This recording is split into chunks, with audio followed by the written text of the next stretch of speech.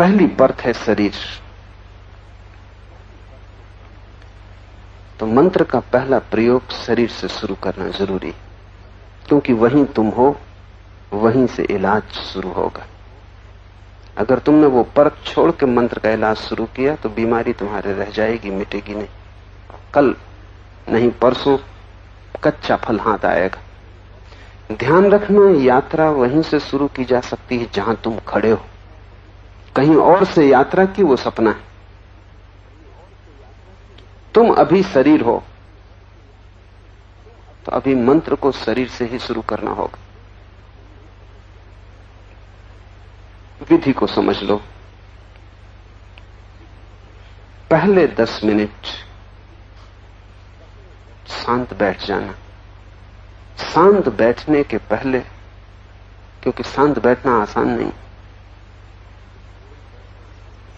5 minute नाचना, उछलना, कूदना, और दिल खोल के उछलना, कूदना, नाचना, ताकि शरीर के भीतर रग रग रेसे रेसे में जो रेस्टलेसनेस, वो जो बेचैनी है, वो निकल जाए। तभी तुम 10 मिनट शांति से बैठ पाओगे। शांति से बैठने के लिए ये जरूरी रेचन।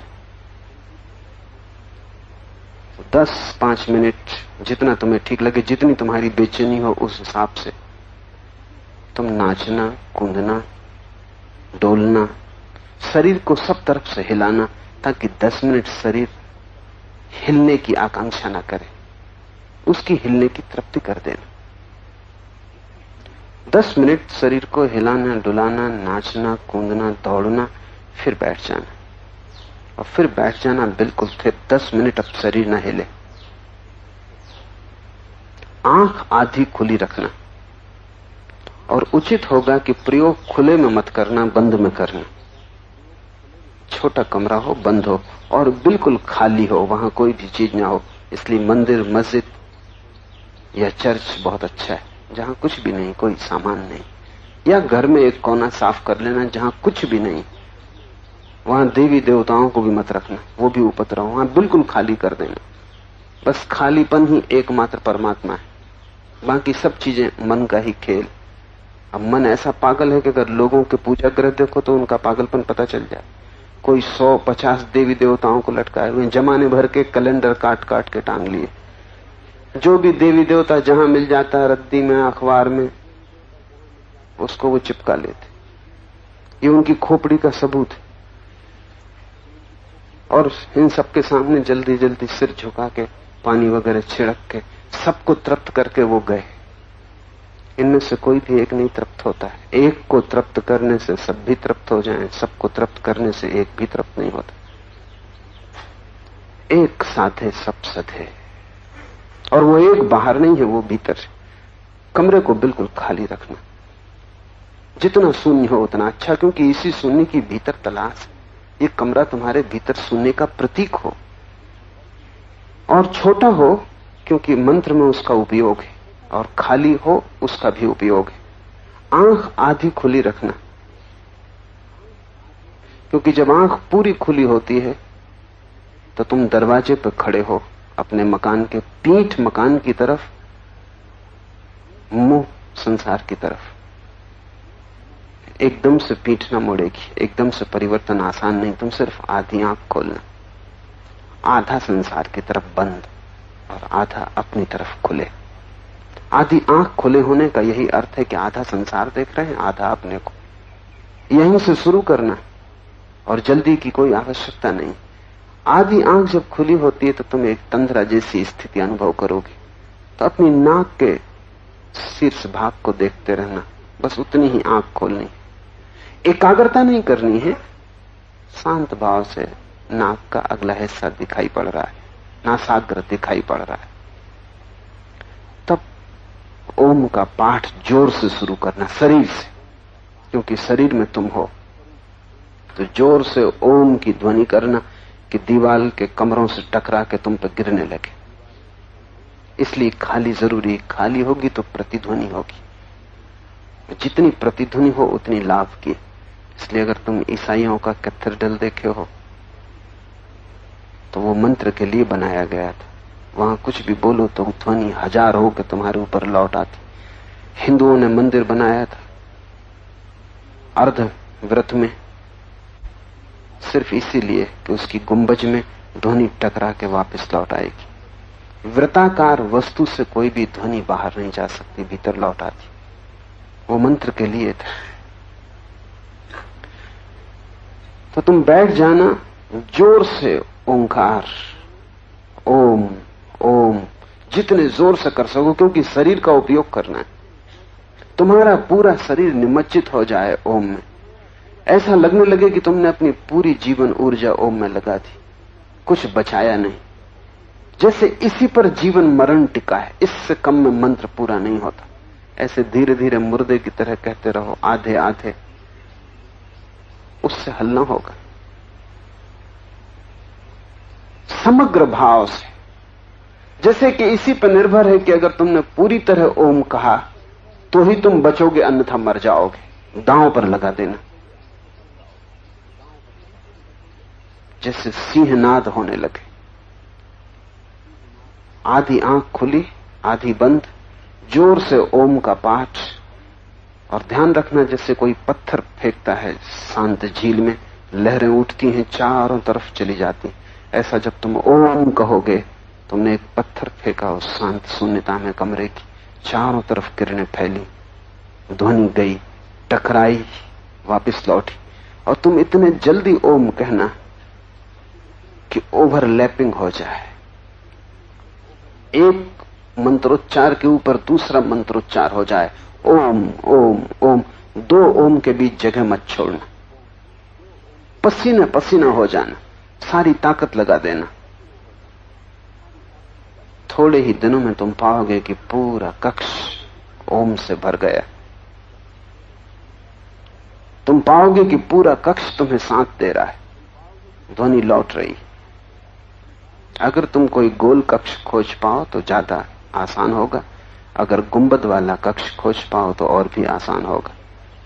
बिल्कुल कुछ भी ना हो, ताकि ध्वनि पूरी तरह तुम पर बरसने लगे। तुम्हारा शरीर एक स्नान से गुजर जाएगा और तुम पाओगे कि ऐसी शीतलता जल के स्नान से कभी भी नहीं मिलती। अभी वैज्ञानिक इस पर बहुत खोज कर रहे हैं और वो कहते हैं कि वृक्षों को अगर कुछ खास ध्वनि का संगीत सुनाया जाए तो उनमें जल्दी फूल आ जाते हैं, जल्दी फल आ जाते हैं, वृक्ष जल्दी बढ़ जाते हैं। रूस और अमेरिका में दोनों जगह खेतों में संगीत का प्रयोग किया जा रहा है ताकि फसलें जल्दी आ जाएं, दुगनी आ जाएं, और परिणाम सफल हुए। रविशंकर के सितार पर एक प्रयोग किया जा रहा था कनाडा में। रविशंकर सितार बजाते और बीज बोए थे एक तरफ, दूसरी तरफ थोड़े पास थोड़े दूर कई तरह के बीज बोए थे। और बड़ी हैरानी की बात हुई कि जब उनमें से अंकुर आए तो वे सभी अंकुर रविशंकर की सितार की तरफ झुके हुए थे। वृक्ष बड़े हुए, लेकिन जैसे तुम अपने कान को बहरा आदमी पास कर देता सुनने के लिए, सभी पौधों ने अपने कान सितार पे लगा दिए थे। और दुगनी बढ़ती होती, जो पौधा 3 महीने में बढ़ता वो 1.5 महीने में बढ़ जाता और पौधे परम आनंदित होते। पौधा सिर्फ शरीर है, अभी उसका सब खोया हुआ है, बिल्कुल प्रसुप्त है, लेकिन शरीर भी ध्वनि से तरंगित होता है, आंदोलित होता है। जब चारों तरफ से ओंकार तुम पे बरसने लगेगा, लौटने लगेगा, तुम्हारी ध्वनि वर्तुलाकार हो जाएगी। तुम पाओगे शरीर का रोआ रोआ प्रसन्न हो रहा है, रोए रोए से रोग झर रहा है, शांति स्वास्थ्य प्रगाढ़ हो रहा है। तुम हैरान होकर पाओगे कि तुम्हारे शरीर की बहुत सी तकलीफें अपने आप खो गई, क्योंकि ये बड़ा गहरा स्नान है और बड़ी गहराई तक इसकी पकड़ और पहुंच। शरीर ध्वनि का ही जोड़ है और ओंकार से अद्भुत ध्वनि नहीं। ये 10 मिनट ओंकार का उच्चार जोर से शरीर के माध्यम से, फिर आंख बंद कर लेना, ओंठ बंद कर लेना, जीभ तालू से लग जाए इस तरह मुंह बंद कर लेना कि बिल्कुल बंद है, कोई जगह ना बची, क्योंकि अब जीभ का उपयोग नहीं करना, ओंठ का उपयोग नहीं करना। दूसरा कदम है 10 मिनट तक अब ओम का उच्चार करना भीतर मन में। अभी तक कक्ष था चारों तरफ, अब शरीर है चारों तरफ। अभी तक मकान के भीतर थे तुम, अब शरीर मकान है। दूसरे 10 मिनट में अब तुम अपने भीतर मन में ही गुंजाना, ओंठ का, जीभ का, कंठ का कोई उपयोग ना करना, सिर्फ मन में ओम ओम। लेकिन गति वही रखना, तीव्रता वही रखना। जैसे तुमने कमरे को भर दिया था ओंकार से, ऐसे ही अब शरीर को भीतर से भर देना ओंकार से, कि शरीर के भीतर ही कंपन होने लगे, ओम दोहरने लगे पैर से लेकर सिर तक। और इतनी तेजी से ये ओम करना है जितनी तेजी से तुम कर सको। और 2 ओम के बीच जरा भी जगह मत छोड़ना, क्योंकि मन का एक नियम है कि वो एक साथ 2 विचार नहीं कर सकता। एक साथ 2 विचार असंभव है। तो अगर तुमने ओम इतने जोर से गुंजाया कि 2 ओम के बीच में जरा सी भी संधि न बची तो कोई विचार ना आ सकेगा। अगर जरा सी संधि बची तो विचार आ जाएगा, उसी संधि में से जगह बना लेगा। तो संधि मत छोड़ना, संधि शून्य उच्चार। इसकी भी फिक्र न करना कि एक ओम पर दूसरा चढ़ा जा रहा है, जैसे कभी मालगाड़ी टकरा जाती, एक डब्बे के ऊपर दूसरा डब्बा हो जाता। ऐसा तुम ओम को एक दूसरे के ऊपर हो जाने देना, जगह बीच में मत छोड़ना। और ध्यान रखना शरीर का उपयोग नहीं करना इसमें। आंख इसलिए बंद कर ली, शरीर स्थिर है, मन में ही गूंज करनी। शरीर से ही टकरा कर गूंज मन पे वापस गिरेगी, जैसे कमरे से टकरा के स्वयं पर, शरीर पर गिर रही थी। उससे शरीर शुद्ध हुआ, इससे मन शुद्ध होगा। और जैसे जैसे गूंज गहन होने लगेगी तुम पाओगे कि मन विसर्जित होने लगा। एक गहन शांति जैसी तुमने कभी नहीं जानी, उसका स्वाद मिलना शुरू हो जाएगा। 10 मिनट तक तुम भीतर गुंजार करना। 10 मिनट के बाद गर्दन झुका लेना कि तुम्हारी दाढ़ी छाती को छूने लगे। 2-4 दिन तकलीफ भी मालूम होगी गर्दन में, उसकी फिक्र मत करना, वो चली जाएगी। तीसरे चरण में दाढ़ी छूने लगे, जैसे गर्दन कट गई, उसमें कोई जान न रही। और अब तुम मन में भी गुंजार मत करना ओम का, अब तुम सुनने की कोशिश करना। जैसे ओंकार हो ही रहा है, तुम सिर्फ सुनने वाले हो, करने वाले नहीं, क्योंकि मन के बाहर तभी जा सकोगे जब कर्ता छूट जाए। अब तुम साक्षी हो जाना। अब तुम गर्दन झुका के ये कोशिश करना कि भीतर ओंकार चल रहा है, मैं उसे सुनूं। गालिब का बहुत प्रसिद्ध वचन है, दिल के आईने में है तस्वीर यार, जब जरा गर्दन झुकाई देख ली। वो गर्दन झुकाना जरूरी। जैसे ही गर्दन झुकती है, दिल का आईना सामने आ जाता और उस परम प्रिय की तस्वीर वहां, प्रतिबिंब वहां है। लेकिन गर्दन झुकाना तुम्हें नहीं आता, तुम तो गर्दन अकड़ा के चलते हो। जहां गर्दन झुकाने की बात आई वहीं तुम और तन जाते हो। तुम अगर परमात्मा को खो रहे हो तो सिर्फ एक अकड़ से कि तुम गर्दन झुकाने को राजी नहीं, समर्पण की तुम्हारी तैयारी नहीं। ये तो प्रतीक है गर्दन को लटका देना जैसे कट गई, ताकि तुम झुक सको। और जैसे ही गर्दन झुकती भीतर देखना आसान हो जाता, जैसे ही गर्दन झुकती विचार मुश्किल हो जाते। अब तुम सुनने की कोशिश करना। अभी तक तुम मंत्र का उच्चार कर रहे थे, अब तुम मंत्र के साक्षी बनने की कोशिश करना। और तुम चकित होगे कि तुम पाओगे कि भीतर सूक्ष्म उच्चार चल रहा है। वो ओम जैसा है, ठीक ओम नहीं है, क्योंकि भाषा में उसे लाना कठिन, ठीक ओम जैसा है। तुम अगर शांति से सुनोगे तो अब वो तुम्हें सुनाई पड़ेगा। शरीर से तुम हट गए, पहले मंत्र के प्रयोग ने तुम्हें शरीर से काट दिया, दूसरे मंत्र के प्रयोग ने तुम्हें मन से काट दिया। अब तीसरा मंत्र का प्रयोग साक्षी भाव का है। और इसलिए ओंकार से अद्भुत कोई मंत्र नहीं है, ओम से अद्भुत कोई मंत्र नहीं है। राम, कृष्ण, महावीर, बुद्ध प्यारे, लेकिन मन के बाहर ना ले जा सकेंगे, क्योंकि उनकी प्रतिमा उनका रूप है। ओम अरूप है। और बुद्ध, कृष्ण, जीसस, उनके साथ तुम्हारा लगाव है, भाव है, प्रेम है, आसक्ति है, मोह है, वो मन के बाहर न ले जाने देगा। ओम बिल्कुल अर्थहीन है। ओम बड़ा अनूठा है, इसमें कोई अर्थ नहीं, न इसका कोई रूप है, न इसकी कोई प्रतिमा है, न इसकी कोई आकृति है। ये वर्णमाला का हिस्सा भी नहीं, और ये निकटतम है उस ध्वनि के जो भीतर सतत चल रही है, जो तुम्हारे जीवन का स्वभाव है। जैसे कि झरने कल कल का नाद करते हैं, उन्हें करना नहीं पड़ता, उनके बहने से ही कल कल नाद होता रहता है। जैसे हवा गुजरती वृक्षों से तो एक सरसराहट की आवाज होती, वो उसे करनी नहीं पड़ती, उसके गुजरने से और वृक्षों की टकराहट से हो जाती। ऐसे ही तुम्हारा होना ही इस ढंग का है कि उसमें ओम गूंज रहा है, वो तुम्हारे होने की ध्वनि है, the sound of your being.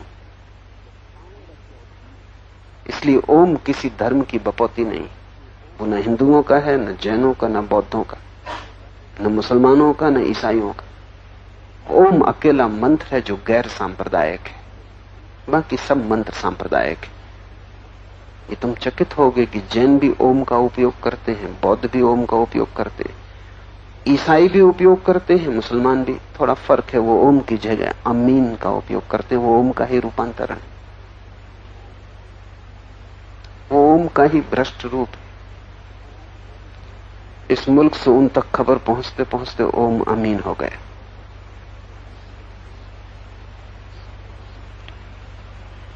क्योंकि ये इसका संबंध सोच विचार से नहीं है।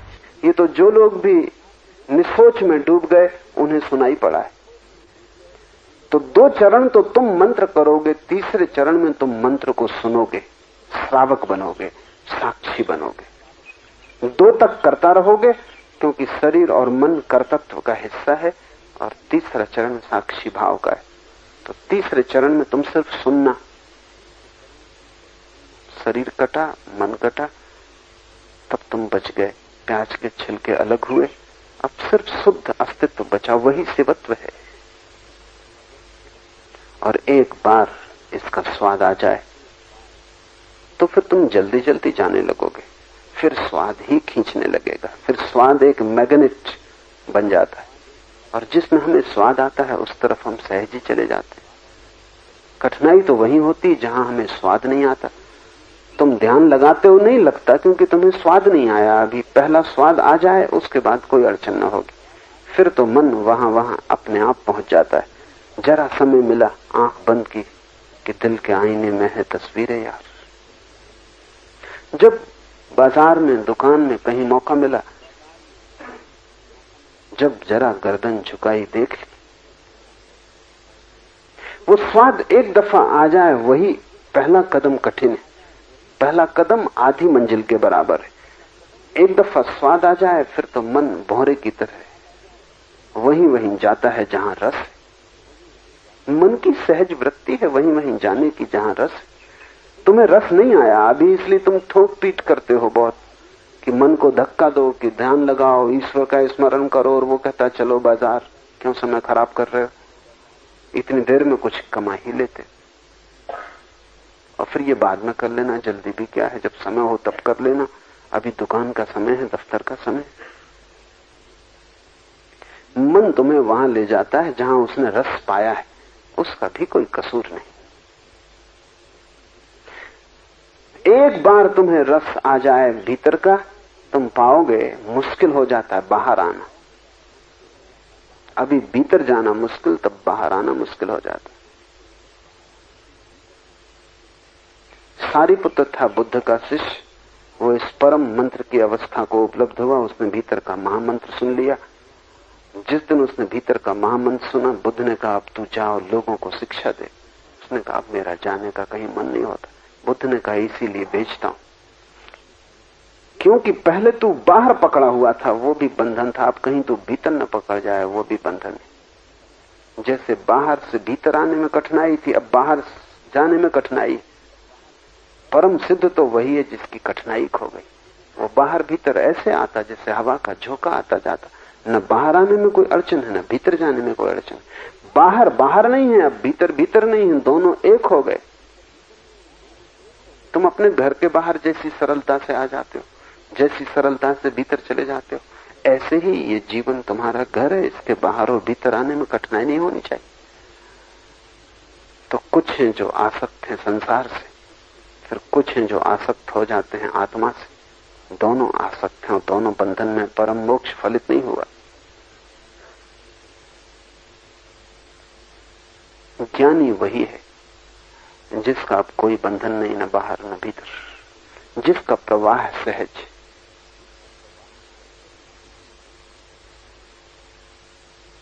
मंत्र